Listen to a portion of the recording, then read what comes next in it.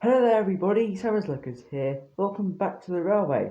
Welcome to a bit of a different video today.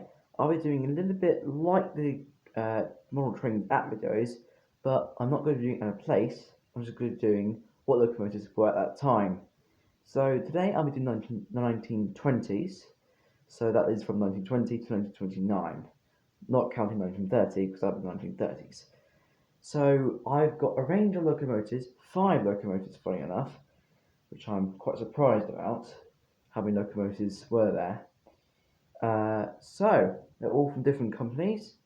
So now I should really just show you what locomotives are running today, including the new third track, which I'm quite happy about and excited. So let's find out what locomotives were from the 1920s. Starting off with the Great Western Railway. So starting off for the very first of the 1920s, we have the Pannier Tank. Now, Pannier Tanks have been around for some time, since the late 1800s, so that's the 1890s. The very first one was in 1898. That was the no cab, no roof of the cab. The roof cab started in 1921, funny enough. The very first number was 5700, being a 57XX, and it was really owned in 1923 when it actually was proper Great Western. As time went on, they went to British Railways locomotives, but still ran on Great Western Main Line. And they started being scrapped in the late 50s. I think it was 1957 the first one was scrapped. And the very last one to be scrapped was in 1964, when 5707 was put into Barry Scrapyard. Unfortunately was scrapped, but there is still some of them around the UK. In preservation, of course, and also some of them got in the London Transport livery on the actual doing rail tours. So that was done. Let's meet the next locomotive, which is coming next.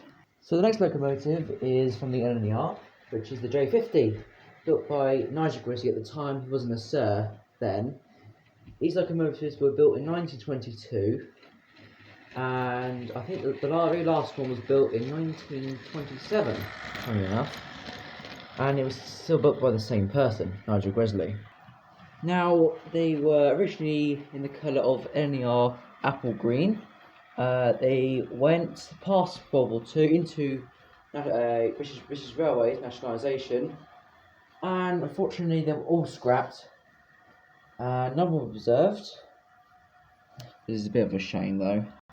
And yeah, it's a little bit of a shame that none of them were preserved, which is a bit of a shame.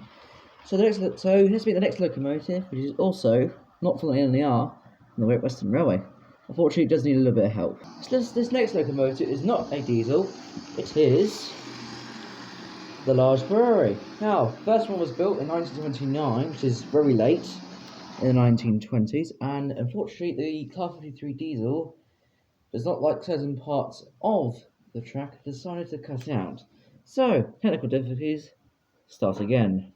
As I was saying, so these locomotives were built in 29, built by Charles Collet, funny enough. These locomotives have been going for quite some time, and these locomotives were so successful, they managed to reach up to speeds up to, I think it was, just under 80 miles per hour, which is really fast for a large tank engine.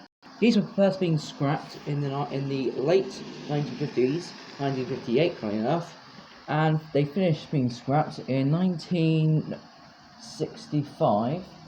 Funny enough, 7 have been preserved, and most of them are actually in working condition.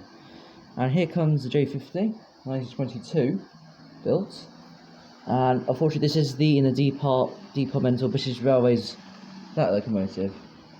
Right, with that, let's meet the next set locomotives, which is only just two left. So, let's meet them. Now, I have turned the Pannier Tank off after its motor was initially burning your fingers. I'm not joking when I say that. Right, let's meet the next locomotives. These are both tender locomotives, so let's meet them. So the next locomotive is this locomotive from the Nar Flying Scotsman. At the time it was an A1, being built by Nigel Gresley in 1923. Now, yes, it did have an accident in 1926, and then was converted into an A3 in 1928.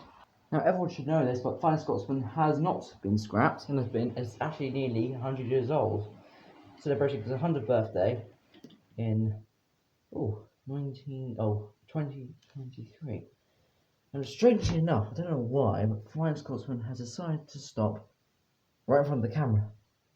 That's the most strangest thing ever. That would never happen, and probably just stop right behind the camera, usually. But I can actually talk to you a little bit more about Flying Scotsman. Now, Flying Scotsman did go to America, Australia, then back to the UK, had 2 tenders, and now had an overhaul in 2006, came back into service in 2016, and now currently it's at the moment having another overhaul ready for his 100th birthday in February 2023. So I'll just give it a nudge so it can actually go off. Yep. That. Let's meet the next locomotive from the Great Western Railway. This next locomotive, built by Charles Collett, is the Great Western Railway King Class. Over here, we have Great Western Railway coaches. Now, these were built in 1927 and built up until 1928, all from 6,000 and upwards, which is quite a large number for this locomotive. These locomotives were intended for passenger work, but they do mix traffic when it was in British Railway deliveries. And funny enough, it's just a little bit of a derailment right in front of the camera. It's strange. Now, they started being scrapped in 1959, funny enough. Strange. Most of them are sent to Barrow Scrapyard, not Barrow Scrapyard. Oh dear, it has derailed again. So I'll just hold it there for to talk to you for a minute. Take out the rails for a minute. Oh yeah, it's got tender pickups. Better let it go. Now, 4 of them have been preserved. Most of them went to sort of the southern parts of the UK. The rest of them went to Barrow Scrapyard. But a whopping 4 of them have been preserved. One of them, if you want to actually see one, is at the Didcot Railway Centre at Didcot Parkway, which is the actual station owned by the Great Western Railway. Now, I'll just wait for it to come round again, only because it's the last train of the day, so what's the point of going to another place? We're just going to see it come round again. Just coming round. And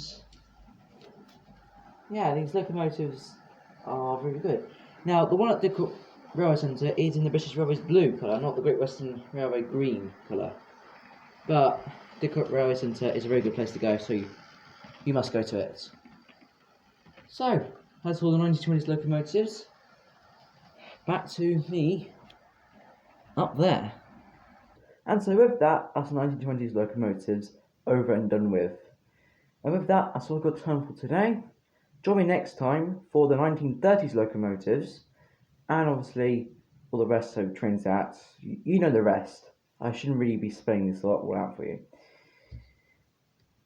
Yep, hope you enjoyed. Put down in the comments which was your favourite locomotive, because I like to hear it, because my favourite is the King Class, because the favourite railway line for me is the Great Western Railway. That's my opinion. But I'm just saying that that's probably the best locomotive railway in the UK, because I need your opinion. So, put down in the comments, what is your favourite locomotive out of the ones you saw today?